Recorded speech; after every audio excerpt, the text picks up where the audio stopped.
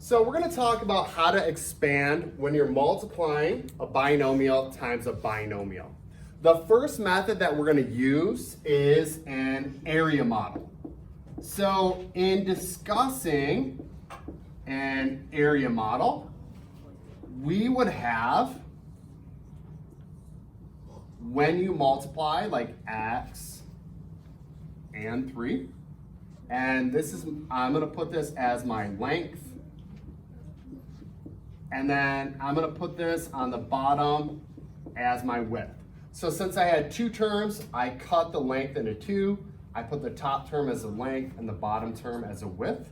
And then here, same thing, I have two terms, so I'm going to split it in half. And then I'm going to put x up top and 5 there. And then I multiply inside each piece. So x times x will make x squared. X times 5 will make 5x. 3 times x here will make 3x. And then 3 times 5 will make 15. And then what you need to do then is take your terms outside. So I start with the highest power. And we have x squared. And then I'm going to go with 5x and then 3x. So plus 5x plus 3x and then plus my 15. And then as I notice, these two are like terms, so I'm going to combine those. And my final simplified product would be x squared plus 8x plus 15. And this is very useful. It helps you organize the terms. Or like if you're multiplying x plus 3 times a binomial times a trinomial, it's also easier to organize that way. I do want to show you the other way with distribution. If you have x plus 3 times x plus 5.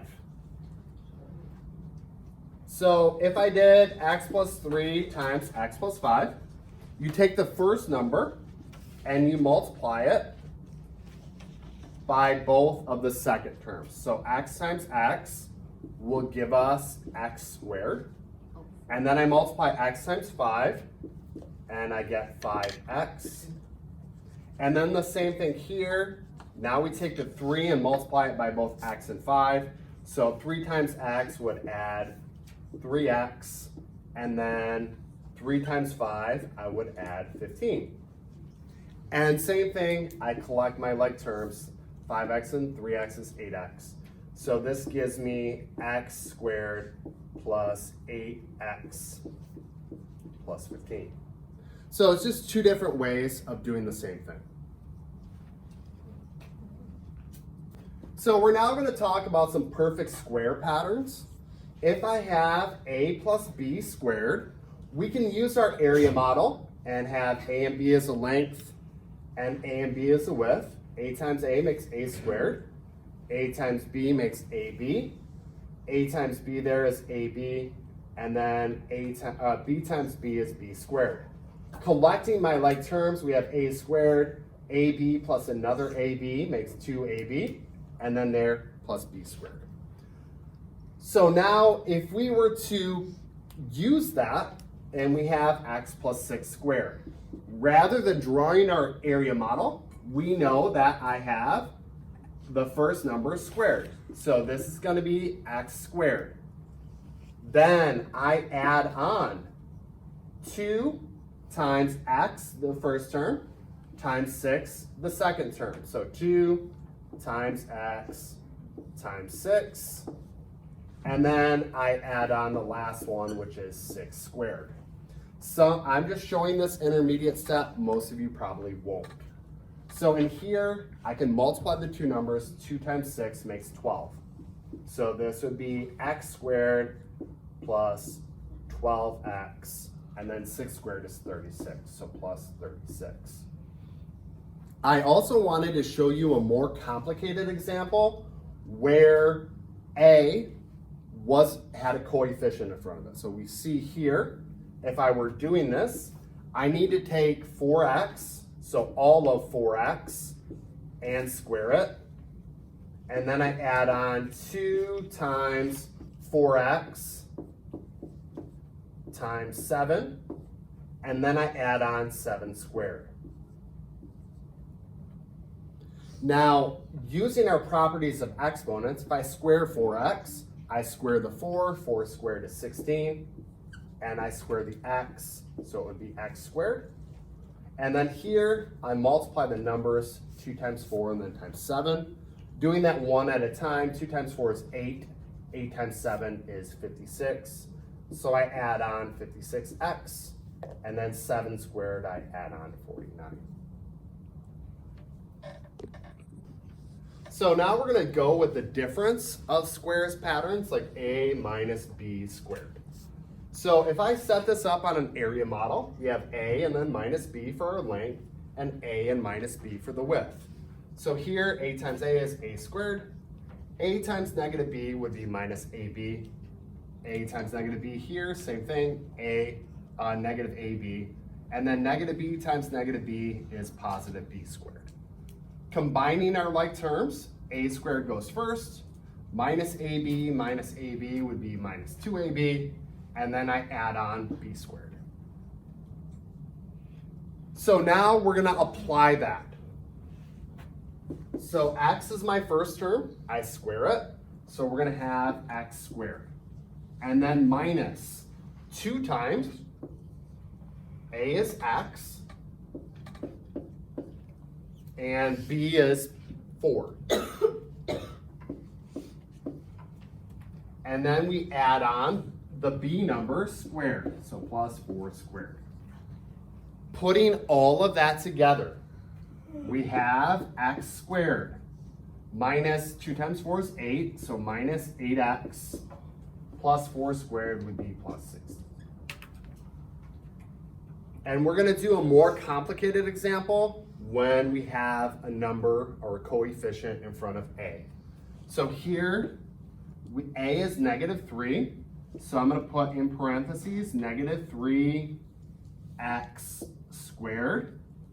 I do that to remind me I have to do negative 3 times negative 3, which is going to give me a positive. So then I do minus 2 times, a is negative 3, and then x, and then b is 2. And then I add on 2 squared. So negative 3x times negative 3x makes 9x squared. And then here, negative 2 times negative 3 would make positive 6. Positive 6 times 2 is plus 12, and then my x would go on the end. And then plus 2 squared is plus 4. Go ahead. So, ladies and gentlemen, we're now going to look at the difference of squares patterns if I have a plus b times a minus b. So setting this up again in my area model, we have a and b and a and negative b. So a times a makes a squared, a times b makes positive ab. A times negative b makes minus ab, b times negative b makes minus b squared. Writing our terms out, we have a squared plus ab minus b squared. So when you add ab and then minus ab, they will cancel out, make 0, and you have a squared minus b squared. So you see when you have this a plus b times a minus b, all that you do is square the first number and then subtract the second numbered square. So looking at an example, I have x plus 5 times x minus 5. So we are going to have the first number squared, x squared, and then I'm going to subtract off the second number squared. So simplifying that, we get x squared minus 25. If we look at how to factor this top expression, what we're going to do is pull out the greatest common factors. So as I look at the number between 3 and 15, the greatest common factor is 3. So I can factor a 3 out. Then I examine the variables between x squared and x. The greatest common factor that I can pull out of that is 1 positive x. So if I factor 3x out of 3x squared, I took the 3 away, and I took one of the x's away. So that would leave 1x there. And I can check that because 3x times x does in fact make 3x squared. And then if I took 3 away from the 15, I would have 5 left. And then I've taken the x away, so I'm done because 3x times 5 makes 15x. So effectively, we've factored the greatest common factor out. Now, trinomials are a little bit more complicated. So when you have a trinomial with no coefficient in front of x, not all of these will be factorable, but if they are, what we need to do is find factors of 6 that sum to make 7.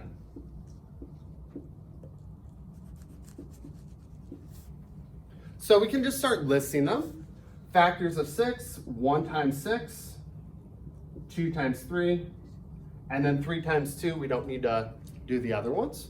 And then we just examine the sum. So 1 plus 6 is 7, 2 plus 3 is 5. So we wanted the sum to make the 7x, so we see this one doesn't work, and this does work. So now as we examine how to do that, we see x squared for our first term is going to make x and x. And then since this is positive 1, we can put it here. And then here the 6 goes right here, so the positive 6. So this is a systematic way of factoring. Now, when you have a coefficient in front of x, not all of these will be factorable, but there is a systematic approach. So what you can do is take the coefficient in front of x squared and the coefficient of the constant term and multiply.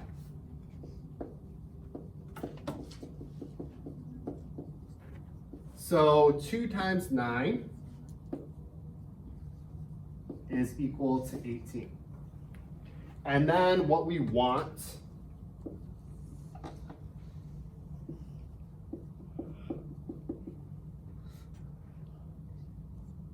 is we want the factors of 18 that sum together to make 9. So we look for factors of 18 that sum to 9. So as we examine those, again, we just make a list. 1 and 18, 2 and 9, 3 and 6. Again, you don't have to make your list exhaustive. If you can think of the first one right away, you can list that right away. So this is 19, 11, and 3 plus 6 is 9.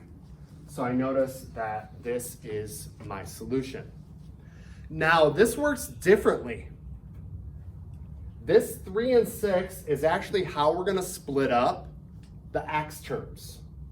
So what we're going to say is you have 2x squared, and then here we're going to add 3x, and then add 6x, and then add 9.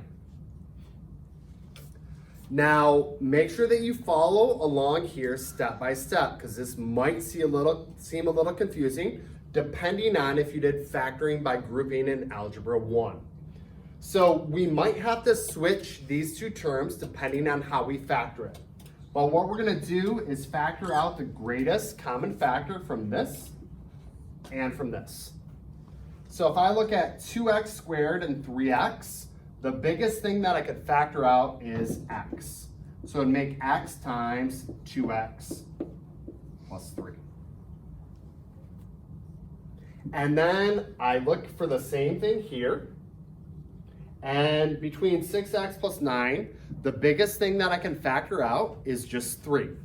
So I add 3 times 2x plus 3. Now, I remember the first time that I learned this kind of blew my mind.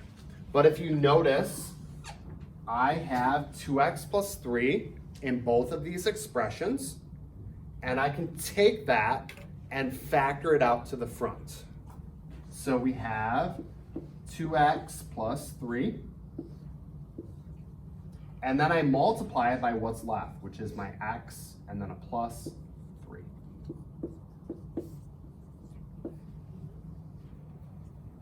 Now, I do want you to be aware this is a complicated process, and you don't have to use this process every time. This is not what I typically do when I factor. I look at if I have 2x squared and then plus 9, and I use a trial and error method. So what I do is I just kind of guess and check my solution. I know that to make 2x squared, the only way to do that is to have 2x and x. And then I mess around with the factors of positive 9 until I can make the 9x in the middle. So if I'm noticing, I just might have plus 3 and then plus 3. And then what I do is just expand and see if it works. So 2x times x would make 2x squared. And then 2x times 3 would make plus 6x. 3 times x would make plus 3x. 3 times 3 makes plus 9. And then we have 2x squared plus 9x plus 9. So we can see that that worked. For me, this was the guess and check method was a little bit simpler. I didn't necessarily understand this as a student. Whatever method works better for you is what you should do.